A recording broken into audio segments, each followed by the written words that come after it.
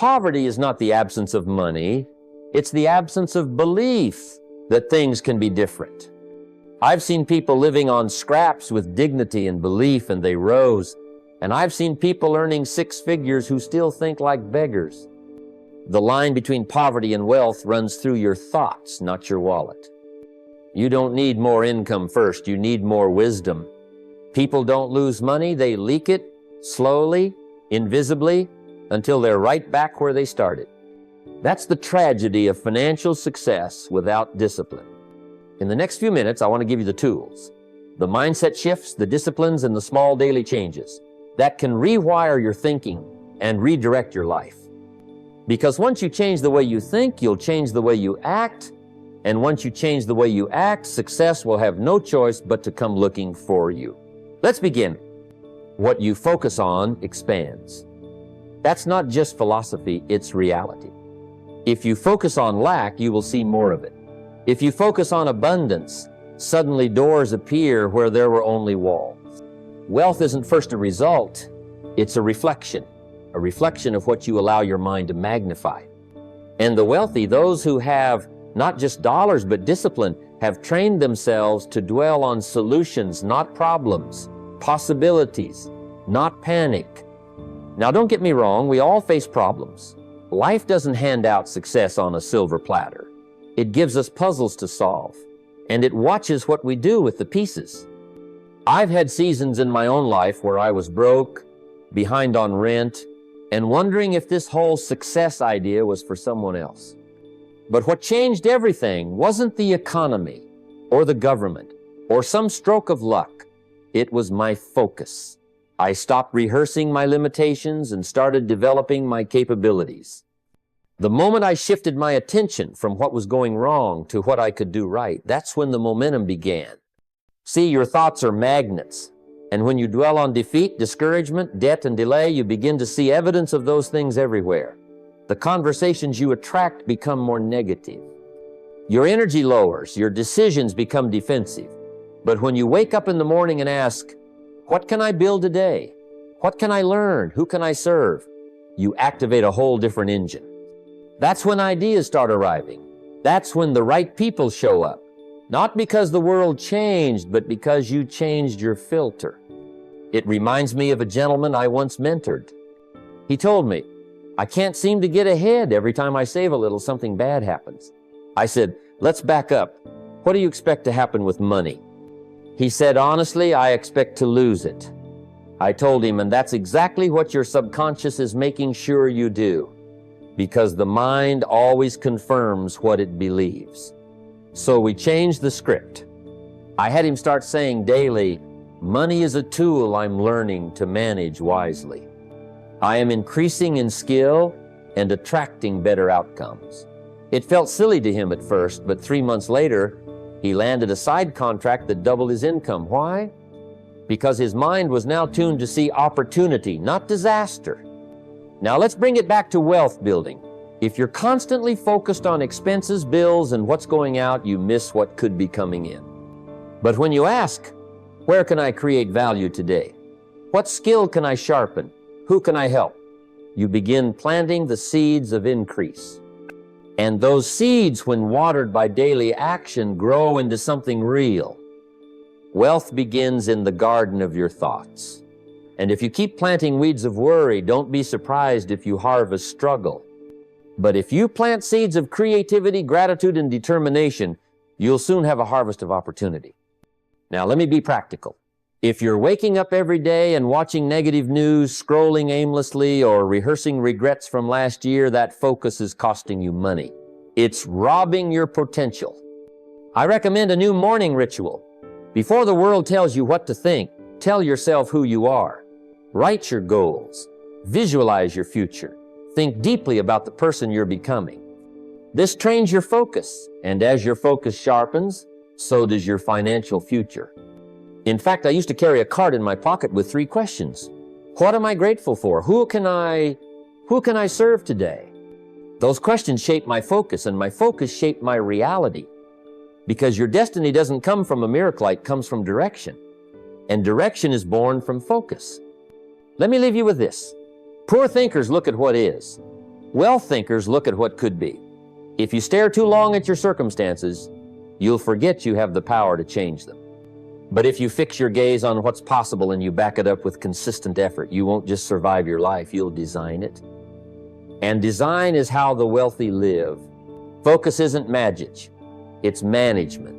Manage it well, and you'll manage your money, your time, your relationships, and your future with wisdom. What you focus on, expand. So choose wisely, because whatever you magnify in your mind, you multiply in your life. Excuses are clever little lies we tell ourselves to make inactivity sound reasonable. They're comfort dressed up as logic. But don't be fooled, they're the invisible chains that keep people broke. You see, every time you say, I can't because, you're actually saying, I won't try unless the world makes it easy. But the world doesn't reward the one who waits, it rewards the one who takes ownership. Responsibility is the gateway to every breakthrough you want. The moment you say, it's my move, the game changes. I remember years ago, I met a young man at one of my seminars. He had passion in his eyes, but frustration in his tone. He came up to me and said, I want to build wealth, I really do, but I can't get ahead. My job doesn't pay enough. My parents never taught me this stuff, and I didn't go to college. Now, everything he said may have been true, but I told him, your past is a classroom, not a prison. It's there to teach you, not trap you. Then I looked him square in the eye and said, if you want your life to change, you have to stop waiting for a rescue and start building a response. That's the difference between the broke mindset and the wealthy one. Poor thinkers always look outside themselves. It's the economy. It's my boss. It's my partner. But wealthy thinkers look in the mirror and say, if it's going to change, I must change. If it's going to get better, I must get better. And that shift from excuse to responsibility is the moment you stop drifting and start driving. Now let me be honest. Responsibility isn't always easy. It means you stop blaming and start building. It means you take ownership of your choices, your time, your skills, and your habits. And sometimes that means looking at your bank account, your health, or your calendar and saying, this is my doing. That's tough. But it's also powerful, because once you own it, you can change it. I once had a season in life where I had more month than money. I was showing up, working hard, and still coming up short. I could have blamed the system, the circumstances, or the competition. But I learned something: when you blame the external, you surrender your internal. So I did the opposite. I said, okay, let's see where I'm leaking time. Let's look at how I can improve my skills. Let's find one more way to add value to the marketplace. And let me tell you that ownership lit a fire. Within months, I doubled my income. Not because someone gave me a raise, but because I gave myself a standard. Responsibility forces you to ask better questions. Excuses ask, why me? Responsibility asks, what now? Excuses seek escape. Responsibility seeks solutions. Poor thinkers are professionals at explaining why they're stuck. Wealth thinkers are professionals at solving the problem. They look at the same wall, and instead of saying, I can't go through it, they say, can I go over it? Around it? Can I build a door? When you take ownership, your creativity activates. Your courage awakens. Your confidence grows. Responsibility builds momentum, because every small decision you make in ownership compounds. You start waking up earlier, you stop wasting money, you invest in learning, you surround yourself with better thinkers, and suddenly the life that felt impossible becomes probable and then inevitable. I tell people all the time, if you want to kill your excuses, starve them of attention. Don't feed them with repetition. Don't share them like they're facts. Don't wrap them in sympathy. Starve them. Replace them. Every time your mind says, I can't, retrain it to ask, how can I? Because that question is a seed dance. Seeds become harvests. If you plant excuses, don't expect a reward. But if you plant effort, consistency, and ownership, you'll build something worth reaping. Now here's the beautiful part. When you live with responsibility, you start to attract others who do too. People respect those who own their journey. They want to partner with them, promote them, invest in them, because people trust those who are responsible. And trust, my friend, is currency in any economy. So here's the question you must ask today. Are you rehearsing a story about why you can't win? Or are you writing a new one about how you will? Because one leads to regret. The other leads to riches, not just in your bank account, but in your self-worth, your relationships, and your legacy. Excuses are the language of poverty. Responsibility is the voice of wealth. When you stop telling yourself why it's not possible and start asking how it could be you, begin a new chapter. One where you're not waiting for success, but building it step by step, day by day. And that, my friend, is how you break the cycle and unlock the riches already waiting for you. One of the most powerful yet overlooked habits of wealthy people is their ability to think deeply and clearly. If you want to build wealth, your first asset isn't your bank account, it's your mind. And the quality of your thinking determines the quality of your results. But here's the challenge. The modern world is noisy. It's full of distractions, interruptions, and demands that pull you in every direction. If you want to think like a wealthy person, you have to create an environment that nurtures that thinking. Years ago, I realized that success wasn't just about working harder or learning more. It was about carving out moments to think, really think. I started by creating a quiet space in my Homea place where phones didn't ring, emails didn't ping, and the television stayed off. I called it my thinking spot.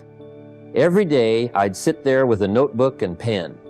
No interruptions, no excuses, just me, my thoughts, and a desire to solve problems.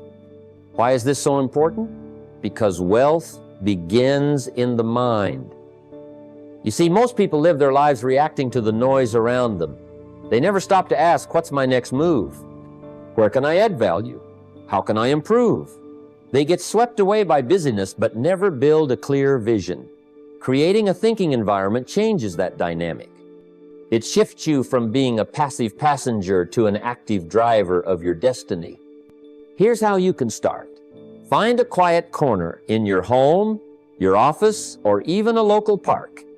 It doesn't have to be fancy, just a place where you feel calm and undisturbed. Make it your sacred space for ideas. Keep a notebook nearby, not your phone or computer, because digital devices invite distraction. Use a physical notebook to write down your thoughts, questions, and ideas. Writing slows down your mind so you can organize your thoughts more clearly. When you sit down in this space, start by asking yourself better questions. Instead of, why can't I get ahead? Ask, what skills can I learn to increase my value? Instead of, how can I make quick money? Ask, what problems can I solve that bring lasting value? The quality of the questions you ask determines the quality of your answers. Wealthy thinkers ask questions that open doors, not close them. Journaling is another powerful tool. Don't just write to vent or complain, write to create. List your goals, brainstorm solutions, or reflect on your progress. Writing creates clarity. I remember a time when I was stuck financially, overwhelmed by debt and uncertainty. Sitting in my thinking spot, I wrote down every source of income and every expense. That simple act of writing made me see opportunities I had missed, like negotiating better deals or investing in my skills. It turned confusion into a plan. But here's the thing. Thinking alone isn't enough. The environment you create must encourage consistent reflection. Wealth isn't built in a day, but in daily habits.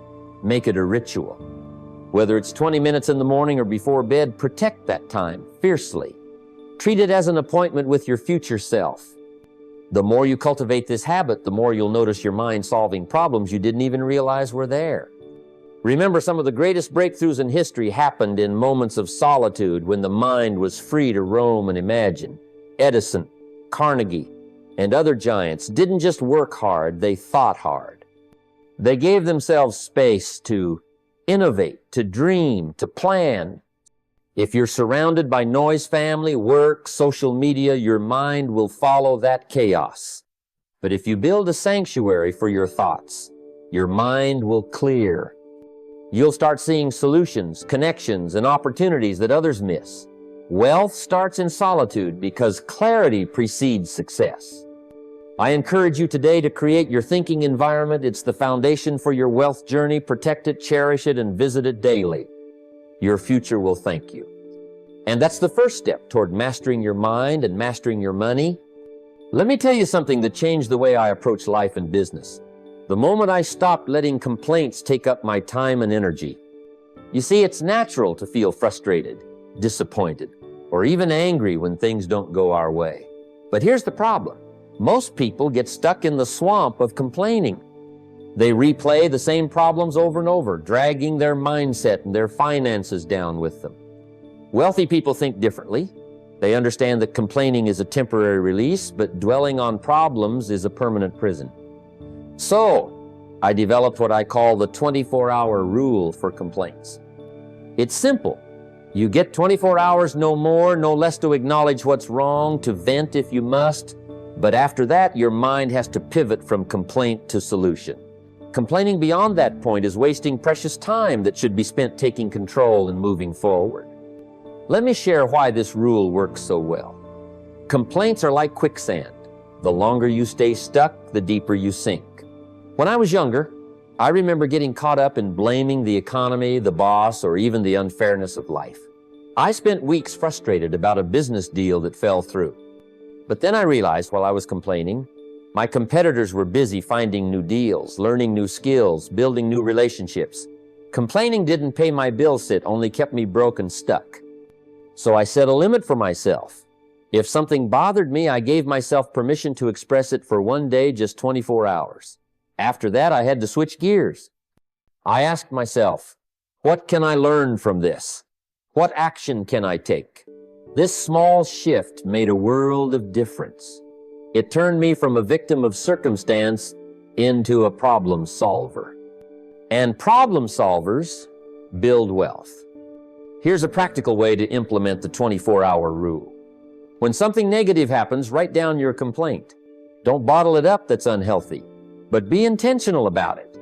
Set a timer or mark the calendar and tell yourself, I will move on from this complaint in 24 hours. Use that time to fully feel the frustration, but also to start brainstorming solutions. What's within your control? What's a small step you can take to fix or improve the situation? Once that 24-hour period ends, make a decision to stop complaining. This is critical. Wealth doesn't wait for you to feel better or get perfect circumstances. It rewards those who take action despite setbacks. You might not feel like it, but that's discipline, and discipline builds empires. I remember a time early in my career when a major opportunity fell through. I was upset, felt the injustice of it all. But I gave myself exactly one day to be upset. That night, I started writing down what I could do differently, what new markets I could explore, what new skills I needed. Within weeks, I was back on track and better than before. This rule doesn't mean ignoring problems or pretending everything is fine. It means respecting your feelings but not letting them control your future. It means owning your power by shifting from complaint to solution. It means living with a mindset that says, I am bigger than my problems. Try this. Every time you catch yourself complaining longer than 24 hours, pause and ask, is this helping me? Or am I just wasting my energy? Remember, your energy is the currency of success. Spend it wisely. Those who master this rule join a rare group of people who refuse to be controlled by circumstances. They become creators, doers, and leaders. They understand that the richest people aren't those without problems. They're those who solve problems fast. So, start today. Give yourself permission to complain, but only for a day. Then, choose to act. Choose to decide. Choose to grow. The wealth you desire begins the moment you refuse to be a prisoner of your complaints. And that, my friend, is where your power and your prosperity truly begins. I want to share with you a secret that isn't really a secret, but often gets overlooked. How gratitude can become one of the most powerful habits you develop on your journey to wealth. It might sound a little surprising at first, Because when we talk about building wealth, most people focus on hustle, hard skills, strategy, and numbers. But what if I told you the state of your heart and mind, the way you think about what you have, actually plays a pivotal role in attracting more wealth into your life? You see, the brain is like a garden.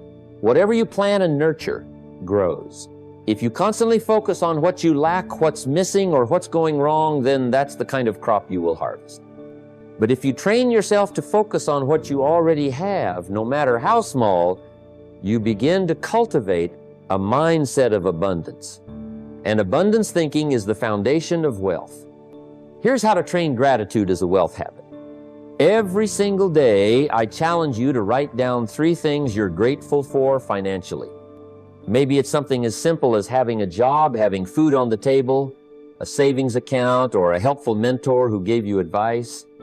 The size of the blessing doesn't matter. What matters is that you acknowledge it and feel genuine gratitude for it. When I first began this practice in my own life, I started small. I would write, "I'm thankful for the paycheck I received this week," or "I'm grateful I can provide for my family." I didn't wait until I was wealthy to feel grateful. I used what I had right then, and that was the beginning of a mindset shift. The more I practiced, the more my brain began to look for abundance, for opportunities, for positive financial outcomes, because that's what I was focusing on. Why does this matter so much? Because the brain follows focus. If you focus on problems, stress, and scarcity, you increase your stress hormones, your negative feelings, and your poor decision making. But if you focus on gratitude, you increase positive feelings, improve your resilience, and open yourself to creativity and better decisions. The more you do this, the more you start to notice money coming in from unexpected places, better deals, new opportunities, because your mind is no longer blind to them. One of the richest lessons I learned early on was that wealth isn't just about adding zeros to your bank balance. It's about developing the internal wealth to handle what comes with money, the mindset, the discipline, and the humility to keep growing. Gratitude is like the oil that keeps the gears running smoothly. Practical example. I remember mentoring a young man who was frustrated because his business was struggling. He kept focusing on the losses and what he didn't have. I asked him to start a gratitude journal, writing down 3 financial things he was thankful for every day, no matter how small. Within weeks, his perspective shifted. He started spotting new ideas for customers, improved his cash flow by negotiating better terms, and most importantly, he regained the confidence to push forward. This daily ritual rewires your brain to see opportunities rather than obstacles. It builds emotional wealth that money alone can't buy. And over time, it becomes a muscle. The more you flex it, the stronger it gets. Here's one more tip. Share your gratitude with others. Tell a mentor, a friend, or your family what you appreciate. Not only does it reinforce your own feelings, but it also attracts positive energy and connections. Wealth grows in relationships as much as in bank accounts. In summary, training gratitude isn't about ignoring challenges or pretending everything is perfect. It's about choosing to see the good even in difficulty, appreciating what you have while working for what you want. It's about rewiring your mind to attract wealth by focusing on abundance. Make gratitude a daily habit. Write down those 3 things every morning or night. Watch how your thinking shifts, how your decisions improve, and how your financial life begins to transform. Remember, wealth is not just what you earn, it's the mindset you carry. Train your brain to be grateful, and you'll unlock the kind of wealth that lasts a lifetime. That's where real prosperity begins. When it comes to building lasting wealth and a prosperous mindset, one of the most powerful yet overlooked strategies is the simple discipline of feeding your mind daily with what I like to call abundance input. This isn't just about passively reading or watching things. It's about intentionally immersing yourself in excellence for a dedicated hour every day. This practice becomes a wellspring of inspiration, wisdom, and focus that shapes your actions and decisions in profound ways. Think about your mind as a garden. If you allow weeds of negativity, doubt, or trivial distractions to take root, that's exactly what will grow. But if you plant seeds of knowledge, success stories, timeless wisdom, and principles of abundance, you'll cultivate a rich harvest of ideas, motivation, and clarity. The abundance input hour is the daily ritual that waters and nourishes this garden. Here's how it works. Set aside one uninterrupted hour every day, preferably at the same time, where you consume only the richest material related to wealth, success, character, and life mastery. This could be reading biographies of great men and women who built empires from scratch, people like Andrew Carnegie, Benjamin Franklin, or even more modern examples who embody timeless principles. These stories are not just historical tales. They are blueprints for success, showing you the mindset and habits that lead to extraordinary achievement. You might also include scriptures or philosophical texts that elevate your thinking beyond the material, reminding you of purpose in the bigger picture. Old speeches from great leaders, whether political, business, or motivational also, flood your mind with energy and ideas that are proven to ignite action and resilience. The key is quality input that stretches your mind and inspires your heart. I learned early in my career that when I consumed rich input daily, it was like giving my mind a compass and a map. Without it, I wandered in circles, distracted by temporary problems and petty complaints. But with this daily habit, my vision sharpened, my priorities aligned, and my energy focused. The ideas I gathered weren't just theoretical. They became the fuel behind my actions and the solutions I created. One practical tip: keep a journal or notebook by your side during this hour. Write down key insights, surprising lessons, or ideas you want to apply. This active engagement transforms passive learning into active growth. It's one thing to read or listen. It's another to capture the gems that will lead you to new ways of thinking and earning. Another important point is consistency. The power of the abundance input hour doesn't come from occasional bursts, but from the steady daily commitment. Over weeks and months, this compounds into a rich reservoir of knowledge and motivation you can draw from when challenges arise. It's like depositing into your personal bank of wisdom and attitude that pays interest in every area of life.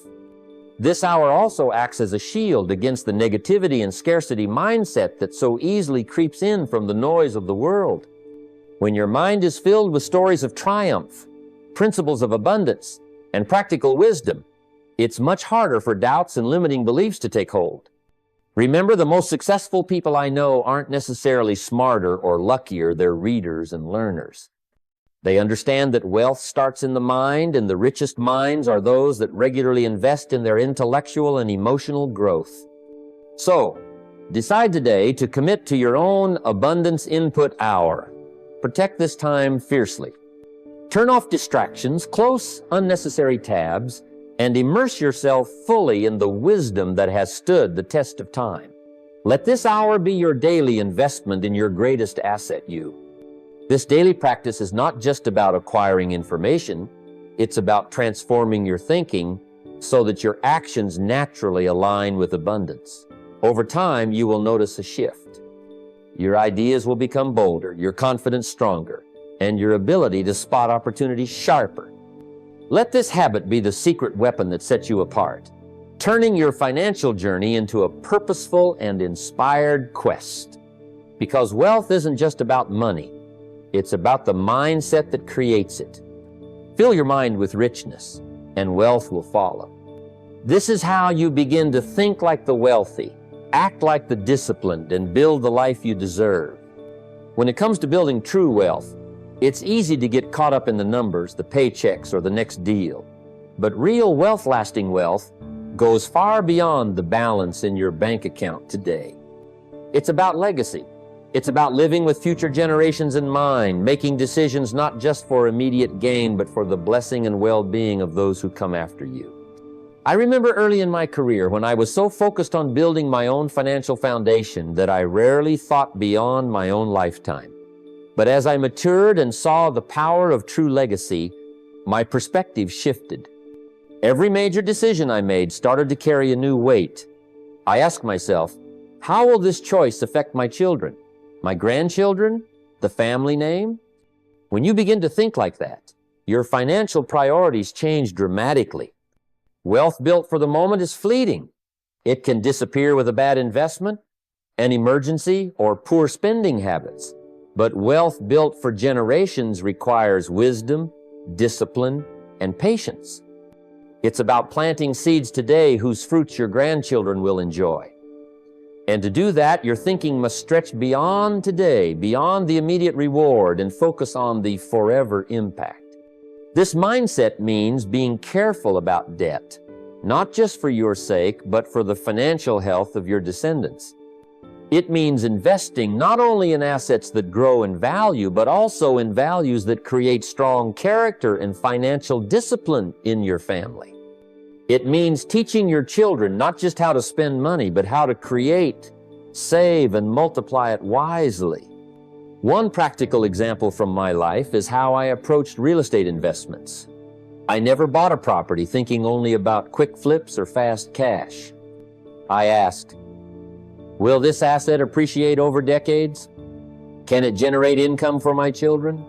Will it create opportunities for future generations? This long view created a foundation that has endured and grown well past my own working years.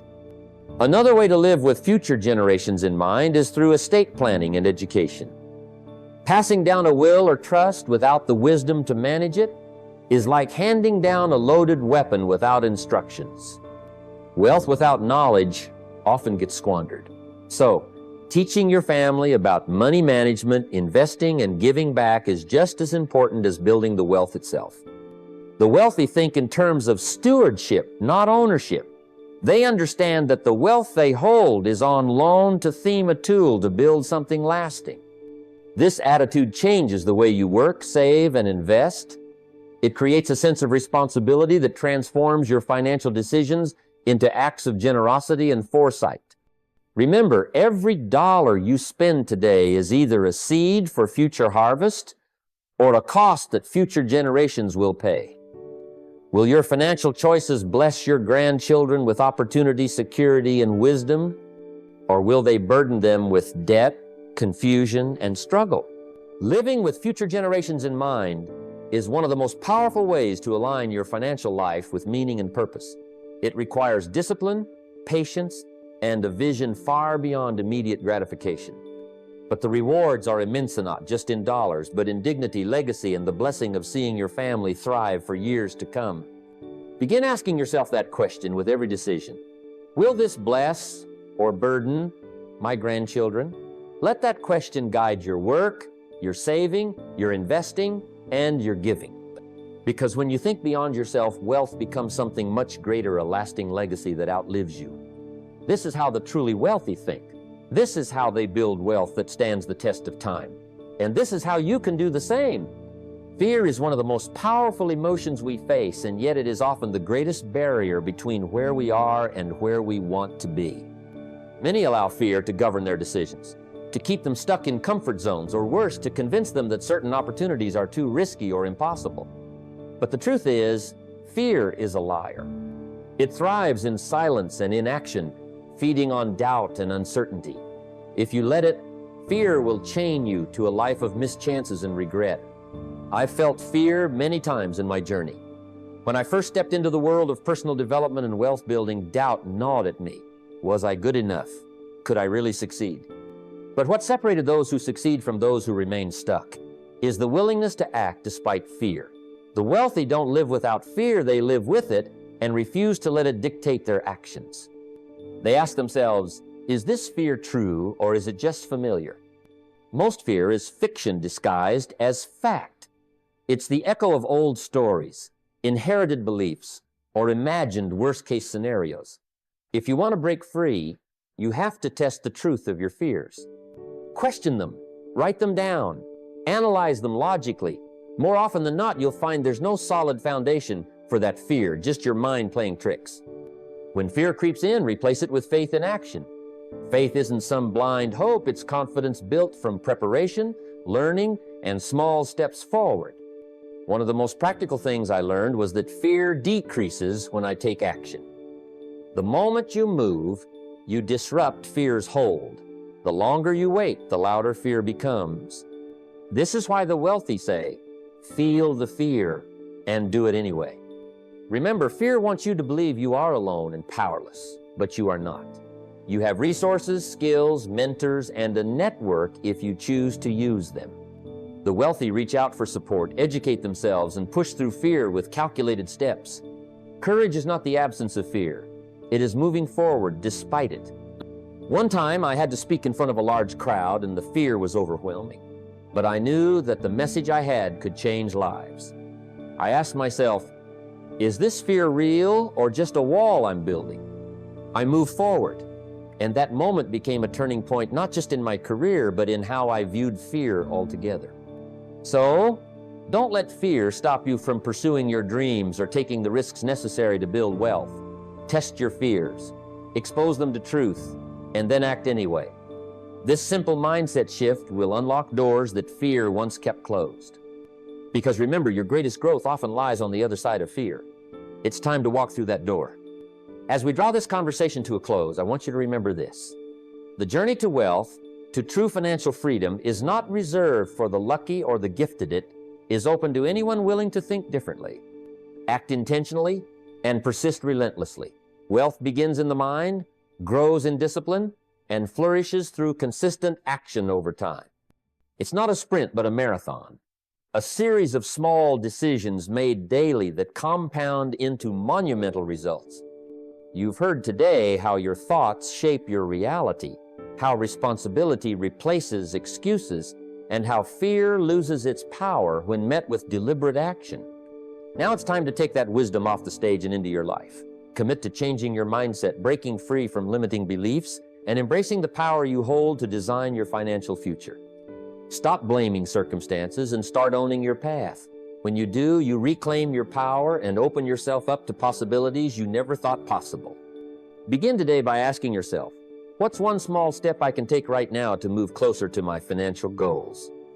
It could be as simple as tracking your expenses, reading a chapter of a financial book, or setting a clear, measurable money goal for the next 90 days.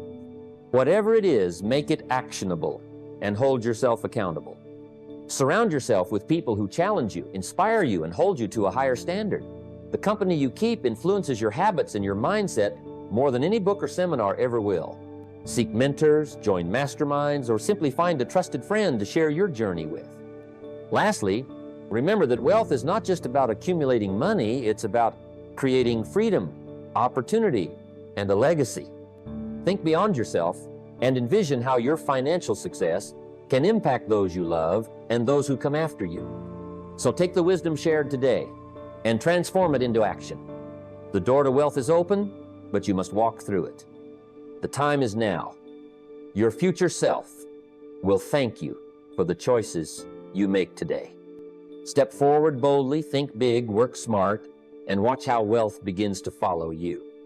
This is your moment. Make it count.